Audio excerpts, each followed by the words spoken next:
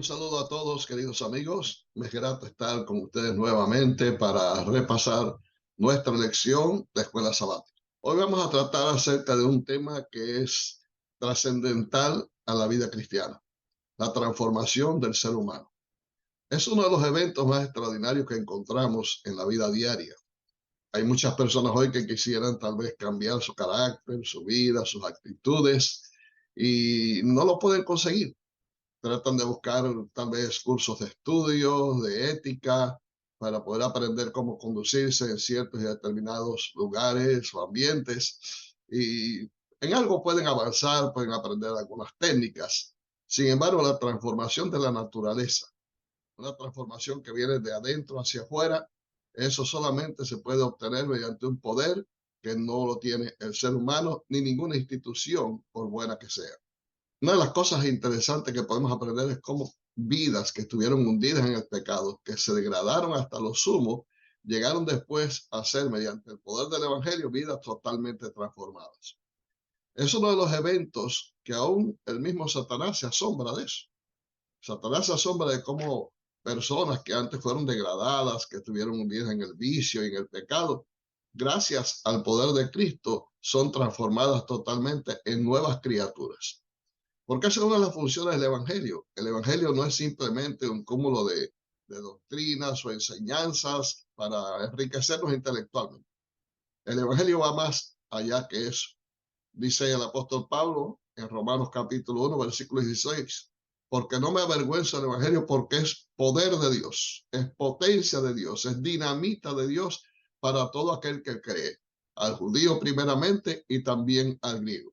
Es un poder de transformación, es un poder que cambia, es un poder que elimina todo lo malo y hace salir a la luz todo lo bueno que podemos reflejar mediante el poder del Espíritu Santo. Y hoy vamos a tratar acerca de esto. Así que vamos a ver cómo el apóstol Pablo a través del capítulo 4 de Efesios desarrolla este tema en una forma magistral. Vidas modeladas por Cristo es el tema que vamos a tratar hoy. Esperamos que usted haya estudiado ya en su casa este tema, así que vamos a ir adelante con el primer texto que lo encontramos en Efesios capítulo 4, versículos 17 al 24. En este pasaje, Pablo nos va a presentar a nosotros cómo la vida de una persona que está sin Cristo va descendiendo peldaño a peldaño hasta su degradación total. Cómo el pecado opera en una persona que no ha sido transformada por la gracia del Señor. Y veamos lo siguiente. Dice el apóstol Pablo en este pasaje, esto pues digo y requiero en el Señor, que ya no andéis como los otros gentiles que andan en la vanidad de su mente, teniendo el entendimiento entenebrecido, dice el apóstol, ajenos de la vida de Dios por la ignorancia que en ellos hay, por la dureza de su corazón, los cuales, después que perdieron toda sensibilidad, se entregaron a la lascivia para cometer con avidez toda clase de impureza. Veamos aquí los elementos que presenta el apóstol en este pasaje. Según Pablo, los gentiles andaban en la vanidad de su mente. Cuando la mente no está llena de Cristo, cuando la mente no está llena de lo que es puro, de lo que es santo, de lo que es noble, indudablemente tiene que ser llenada por otras cosas. El diablo siempre anda buscando cómo llenar la mente de todo ser humano con la vanidad del mundo, con las vanaglorias del mundo, con las pasiones del mundo. Y esto hace que la mente se vaya cauterizando, no tenga sensibilidad para entender lo que es el pecado, que es lo que Pablo presenta aquí con el término de entendimiento entenebrecido. Son personas que han estado lejos de Dios, han andado sin Dios y sin esperanza en el mundo, de acuerdo al término que usa el apóstol también en el mismo libro de Efesios. Y muchas veces esto se debe al hecho de que ellos ignoren realmente, voluntariamente o no, la realidad de la vida. Ellos piensan que la vida simplemente es lo que están viviendo y que hay que disfrutarla al máximo. Esto hace que poco a poco la persona que se va enredando cada vez más en las cuestiones del mundo, se vaya endureciendo su corazón. Y al irse endureciendo, le es más difícil entender las cosas del Espíritu. Es más difícil que pueda captar los llamados al arrepentimiento de parte del Señor, se vuelven insensibles totalmente y al llegar a ese punto se entregan a todo tipo de pecado, a todo tipo de lascivia, como dice el apóstol, cometiendo toda clase de pecados, no importa los que sean. Bueno, esto es una escalera descendente. No quiere decir necesariamente que todo el mundo esté en esta situación. Conocemos muchas personas que no son exactamente religiosas. Sin embargo, viven una vida, no, una vida buena, podemos decir, una vida honesta, una vida honrada. No los encontramos ahí metidos en antros de vicio y es más, tienen hasta una vida moral intachable. Sin embargo, cuando uno está lejos de Cristo, a pesar de que tenga ciertas cualidades, eso no quiere decir que uno ande bien.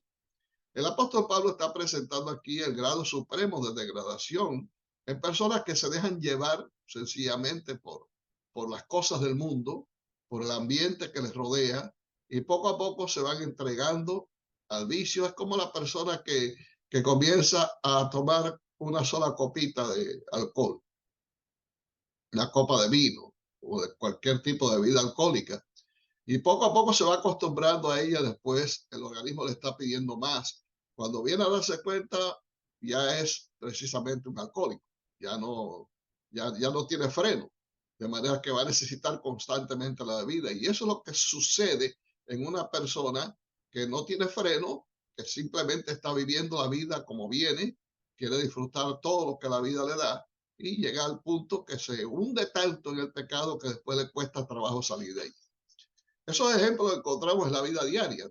Puede que conozcas muchas personas, puede que esté en tu familia o en el círculo de amistades de personas que has visto que están en una situación tan terrible ya que no hay ningún método para poder rescatarlos, a lo menos a simple vista. Ahora bien, en este lado del asunto, tenemos que reconocer que el Evangelio es la única herramienta en las manos de Dios que puede transformar los corazones. Y ahora Pablo nos presenta el siguiente punto. Aquí vamos a ver cómo las cosas cambian inmediatamente que una persona acepta a Cristo como Salvador personal. Pablo dice, mas vosotros no habéis aprendido así de Cristo. Si en verdad le habéis oído y habéis sido por él enseñados conforme a la verdad que está en Jesús. En cuanto a la pasada manera de vivir, despojados del viejo hombre que está viciado conforme a los deseos engañosos y renovados en el espíritu de vuestra mente y vestíos del nuevo hombre creado según Dios en la justicia y santidad de la verdad. Veamos los pasos que presenta este pasaje. Número uno, haber escuchado de Cristo. O sea, para poder aprender de Jesús, para poder aprender a vivir una vida diferente, primeramente tenemos que haber escuchado acerca de Jesús. Y una vez que hemos escuchado acerca de Jesús, viene el siguiente paso, ser enseñados por Jesús. Esa enseñanza puede provenir a través de un discípulo de Cristo, puede ser a través de un miembro de iglesia, un miembro laico, un instructor bíblico, del mismo pastor. Simplemente es ese encuentro especial que tenemos con Jesús a través de una segunda persona. Ahora dice el apóstol Pablo que debemos ser enseñados en la verdad que está en Jesús, no en cualquier verdad, porque hay muchas verdades por ahí, entre comillas, que realmente no son verdades bíblicas. O sea, el evangelio, para que tenga un efecto total y completo en el ser humano, tiene que ser un evangelio puro, un evangelio sin adulteramiento. Es como una medicina, ¿no?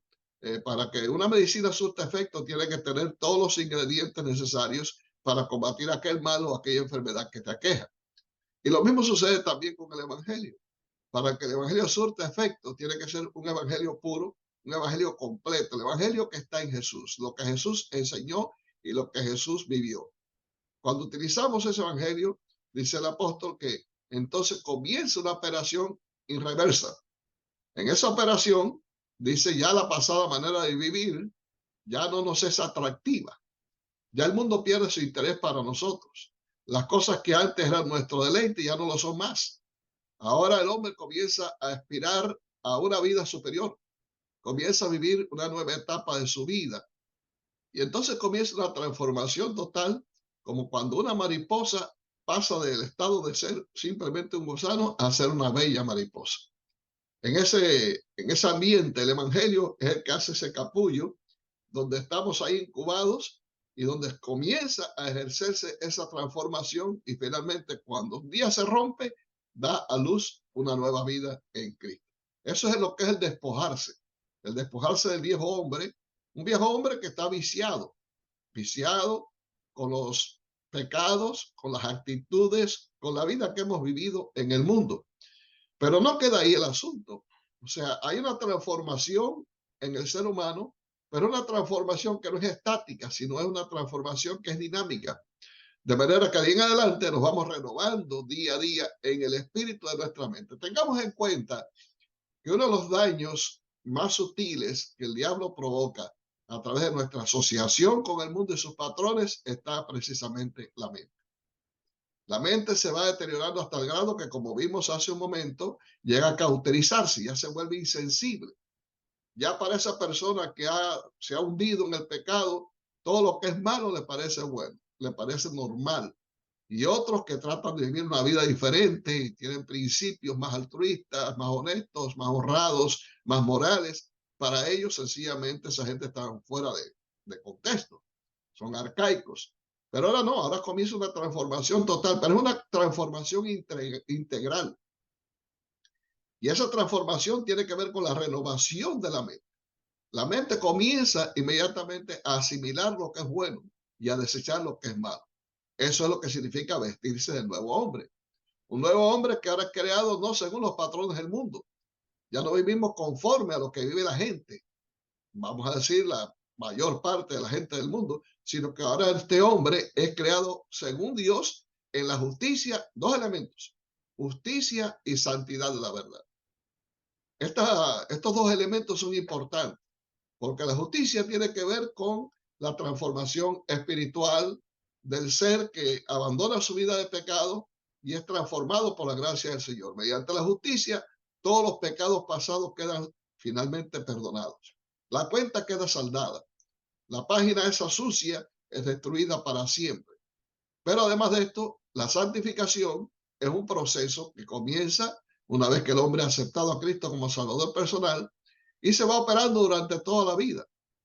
Santificar significa precisamente hacer a una persona idónea para el reino de los cielos.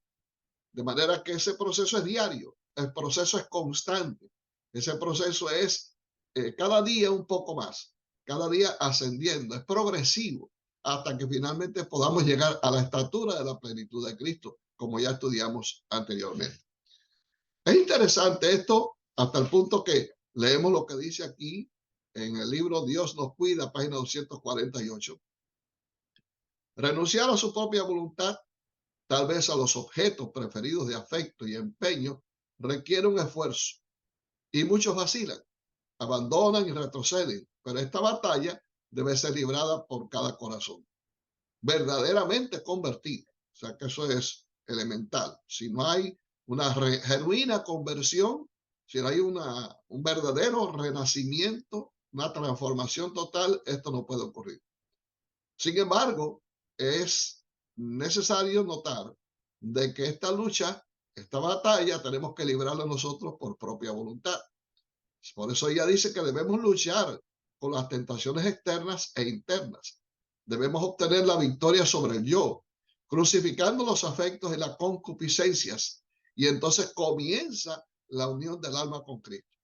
Después que esta unión se ha producido, se la puede conservar solo mediante esfuerzo permanente, ferviente y penoso. Cristo ejerce su poder para preservar y guardar este sagrado vínculo y el pecador dependiente e indefenso debe hacer su parte con incansable energía o en caso contrario, Satanás mediante su poder cruel y astuto lo separará de Cristo. Si hemos entendido bien el mensaje de esta declaración que está al punto, es una batalla mancomunada entre el esfuerzo humano y la ayuda y el poder de Dios. En otras palabras, sin Cristo no podemos nada, pero tenemos que poner nuestra voluntad en función, en ejercicio. Tenemos que entregarle nuestra voluntad a Dios. El Señor nos dice, dame, hijo mío, tu corazón y miren tus ojos por mi camino. Sencillo como eso. Bueno, sencillo en la forma en que se dice, pero la batalla es dura. Para muchos quizá la batalla sea más dura que para otros, O sea, las personas que se han hundido tanto en el pecado y están tan enviciados, claro, la batalla va a ser más difícil, pero no imposible. Van a poder finalmente triunfar si dependen constantemente del poder de Dios y si no pierden en absoluto su mirada en Cristo, si no dejan de mirar constantemente a Cristo. Es la única manera de poder ir saliendo de ese antro de pecado donde hemos estado hundidos e ir creciendo poco a poco, paso a paso. No podemos desesperar. Hay algunas personas que piensan que esto debe ser en un momento, en un día o en una hora, pero no es así. Este es un proceso gradual. Por eso cada día debemos hacer un esfuerzo más y el otro día otro esfuerzo más y cada día ir creciendo poco a poco, subiendo escalón tras escalón, hasta que finalmente podamos salir de donde estamos y la mente es totalmente transformada por el poder de Dios. Esto es una batalla en la cual debemos empeñarnos. No es una cuestión que debemos dejarlo simplemente al poder de Dios. No, esta es una ayuda que Dios nos da, Dios nos asiste, pero Dios quiere que nosotros desarrollemos toda facultad en esta tarea de llegar a ser un alma transformada, una persona totalmente diferente con la ayuda y el poder del Espíritu Santo. Ahora bien, una vez que la persona ha sido transformada, la transformación no se logra solamente en aspecto exterior. La persona puede ser transformada, digamos, en la forma de vestirse, puede ser transformada en la forma de, de comer, inclusive actitudes que uno asume en la vida diaria.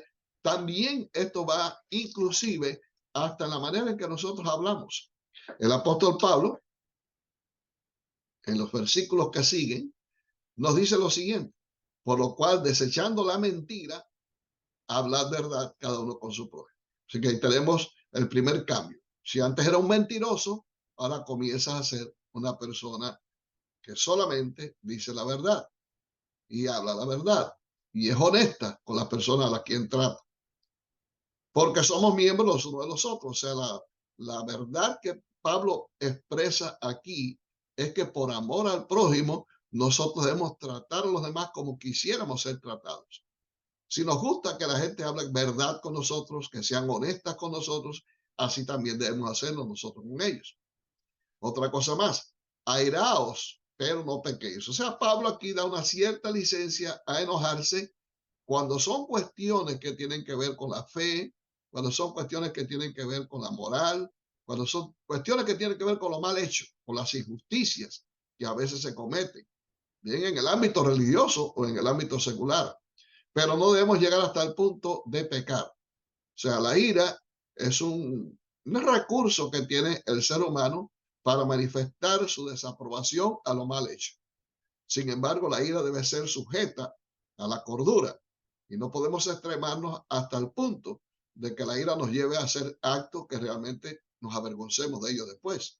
Por eso Pablo dice, no se ponga el sol sobre vuestro enojo. O sea, en un momento dado tenemos que pedir disculpas o tenemos sencillamente que deponer el mal efecto que nos produjo ese instante en que nos sentimos mal por causa de que estábamos condenando algo que no estaba bien hecho por una injusticia que se cometió y nos sentimos enojados, airados contra eso, y no dar lugar al diablo. O sea, no podemos permitir que el potro se desboque.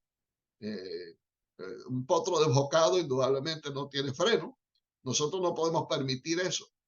Santiago, en su epístola, dice de que la lengua es un fuego que aparentemente es pequeño, pero enciende toda la creación. O sea, la lengua es el miembro, quizá uno de los miembros más pequeños de nuestro cuerpo, pero cuando se desata a hablar y cuando se desata a insultar y a decir cosas no debidas, no hay quien aguante. Ahora, el problema está en la mente, ¿no? La mente es a la que pone en jaque todos los movimientos, todas las actitudes del cuerpo humano.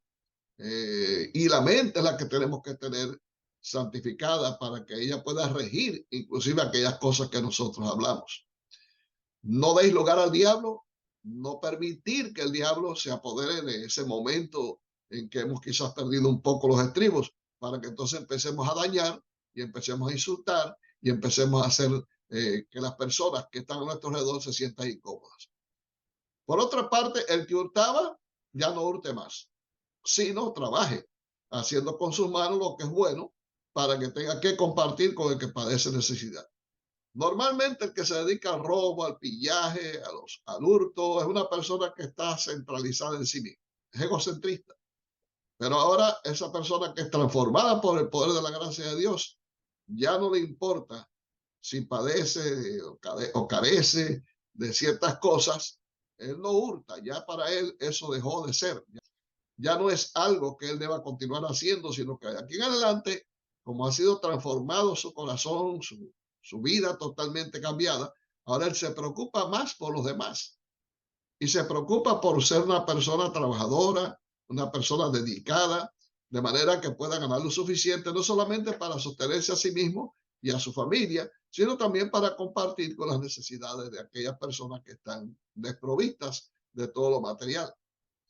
Ninguna palabra corrompida, dice el apóstol Pablo, salga de vuestra boca, sino la que sea buena para la necesaria edificación a fin de dar gracia a los oyentes. El cristiano debe caracterizarse por su lenguaje. El lenguaje es una de las grandes virtudes que tiene el ser humano. Es un don precioso que nos ha dado Dios. Pero con la misma lengua podemos destruir o podemos elevar, podemos tal vez hacer bien a las personas, hacerlas sentir bien también. Podemos construir en una persona una actitud noble. Las palabras son un elemento que el cristiano debe usar, como dijo Jesús, como la sal de la tierra. Es la que da sabor. La sal es la que da aquellos nutrientes que necesita la comida para que sea agradable. Pablo dice que vuestras palabras sean sazonadas con sal, también lo dice, para dar sabor a la vida, dar sabor a los creyentes, dar sabor a todas las personas que se reúnen contigo.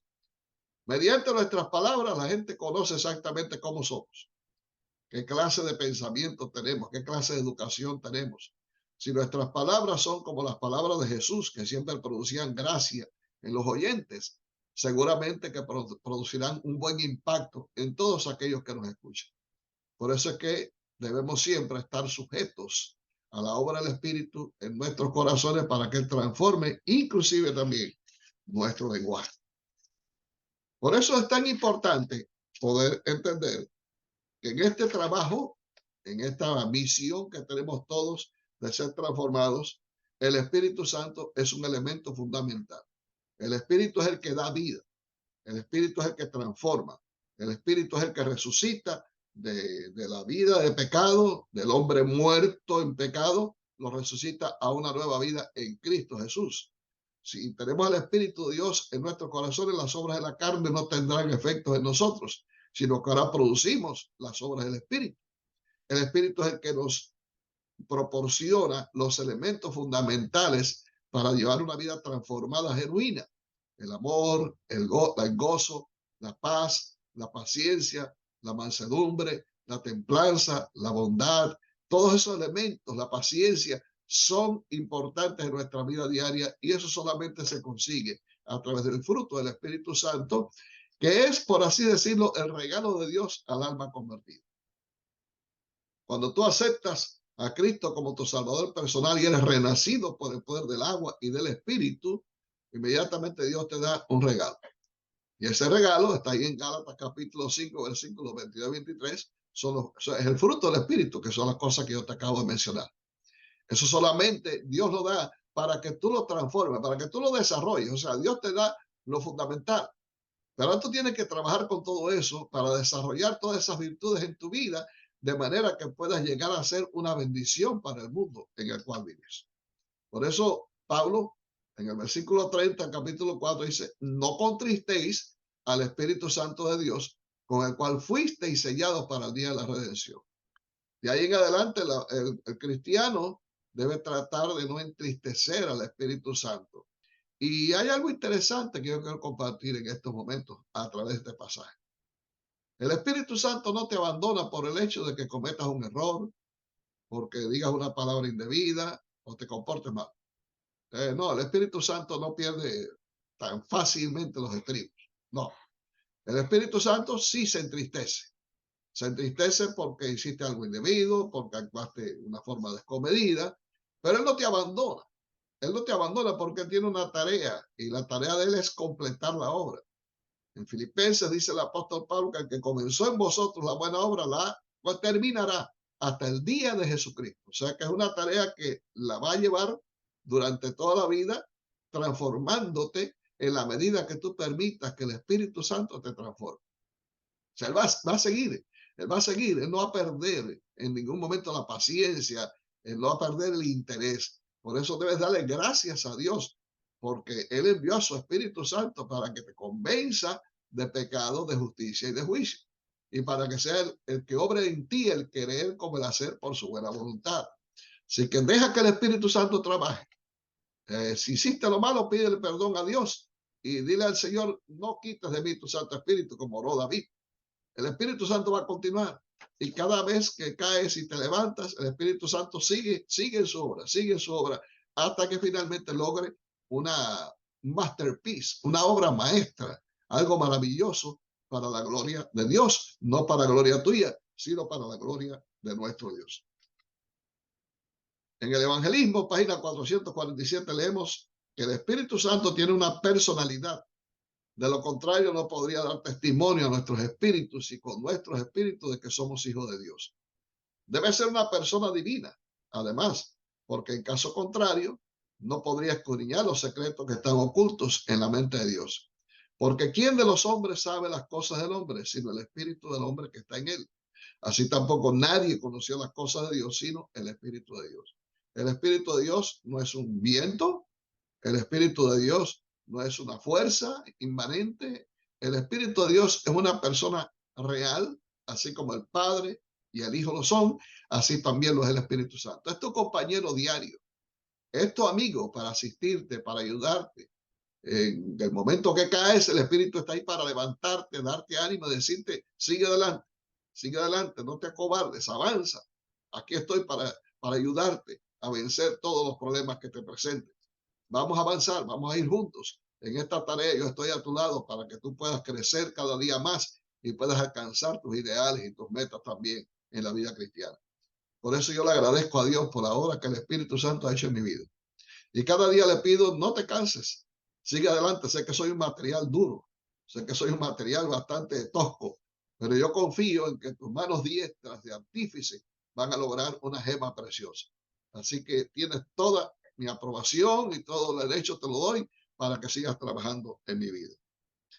El apóstol Pablo, a la luz de la venida de Cristo, nos presenta algunas actitudes y comportamientos relacionados con las palabras que debemos descartar. Vamos a ver cuáles son.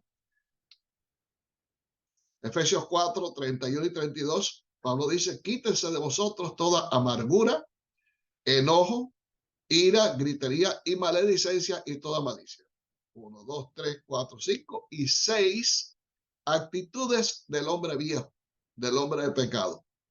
Las personas que andan siempre amargadas, resentidas o enojosas o enojadas, depende cómo tú lo digas, que siempre están con ira, siempre están disgustadas, siempre están en contra de todo el mundo, que siempre están vociferando, que no pueden hablar bien en un tono apacible, sino siempre tiene que ser con gritería y también con malas palabras.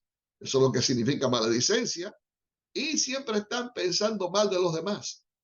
No sé si has conocido personas así.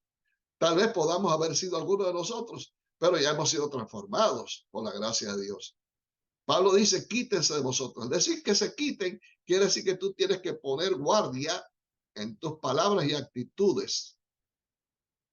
Dios está ahí para ayudarte, indudablemente. Dice que toda tentación a los que se han sometido los hombres, Él va a dar la salida para que puedas resistir. Pero, repito, tenemos que poner de nuestra parte. Tenemos que evidentemente poner guardia a nuestras actitudes diarias, a la forma en que nos expresamos y esas cosas que realmente eran normal y natural en el hombre de pecado, pero que ya no las son más, porque hemos sido transformados y estamos viviendo en la vida que es la vida sana en Cristo Jesús. Por lo tanto, estas 6 cosas que son malas se reemplazan con 3 que son buenas. Primero, antes sed benignos unos con otros, tratar a todos con amor, Ahí está la regla de oro. Tratar a los demás como tú quieres que te traten a ti. ¿Te gusta que te traten bien? ¿Te gusta que te traten con amor, con delicadeza, con respeto? Así debes tratar a los demás también. Misericordiosos. O sea, debemos tener misericordia porque la misericordia es un atributo divino. Tener compasión con las demás personas que sufren. Y la compasión nos lleva a orar. La compasión no simplemente, o la misericordia no es simplemente un acto de decir, ay, pobrecito, qué mal está. No, la compasión resuelve. Cristo, cuando salió y vio a la multitud, tuvo misericordia de ellos, tuvo compasión de ellos porque andaban errantes como ovejas que no tienen pastor. De ahí salió y comenzó a sanar a muchos en la multitud, después los alimentó inclusive.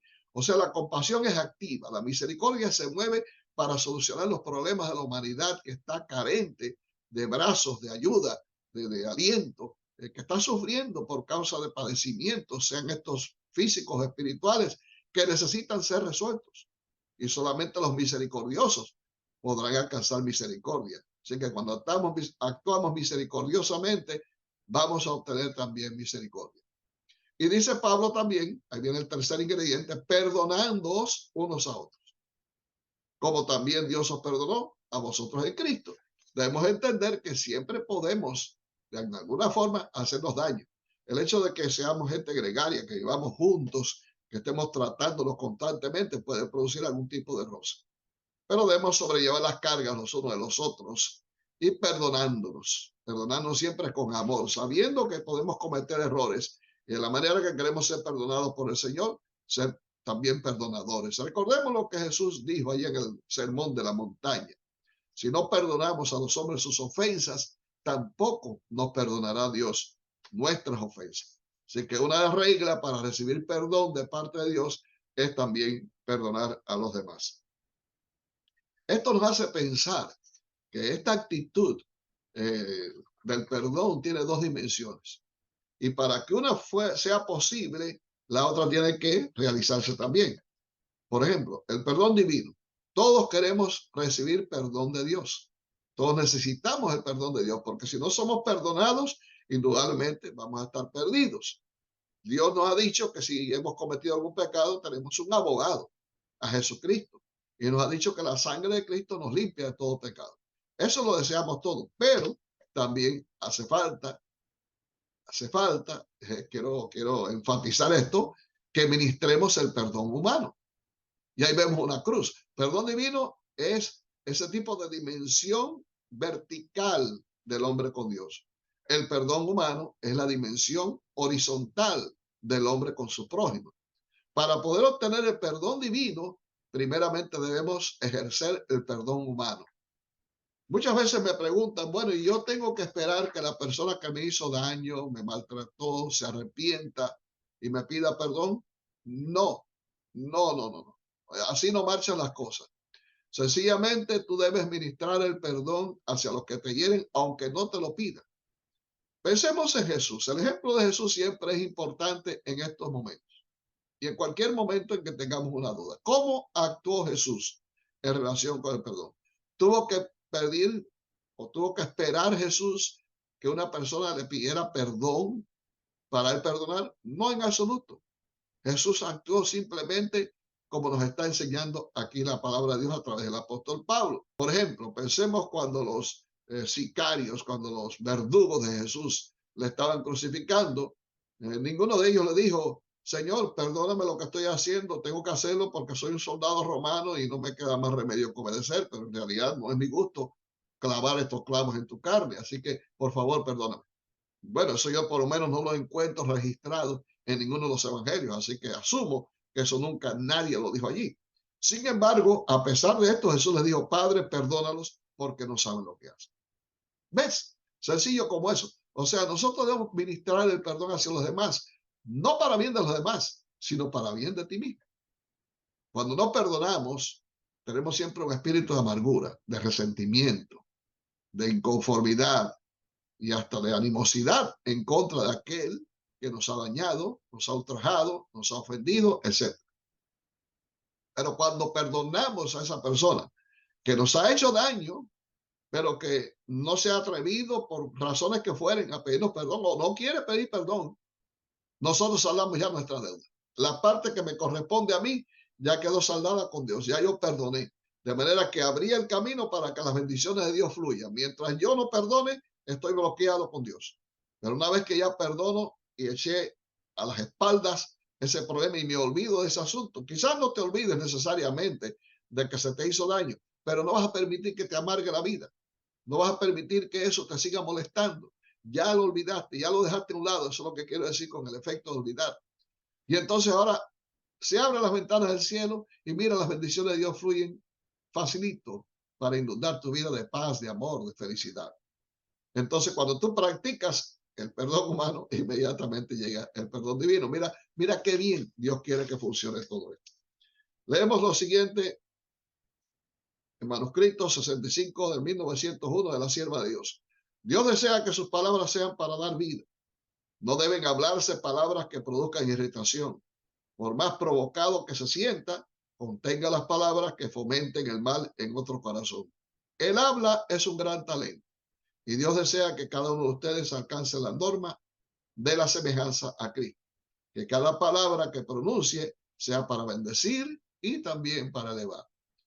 Queridos hermanos y amigos, esta ha sido la lección de hoy. Creo que es muy práctica y me parece que vamos a poder avanzar cada día más en la medida que permitamos que el Espíritu Santo sea el que permee nuestras acciones, nuestras palabras, nuestras actitudes y que con la ayuda de Dios y el esfuerzo que pongamos vayamos creciendo diariamente en una transformación total hasta poder alcanzar el modelo perfecto que se nos ha propuesto, el cual es Cristo Jesús. Dios te bendiga, que te dé un sábado lleno de felicidad y de gozo, es mi deseo y oración. Y pues nos vemos la próxima.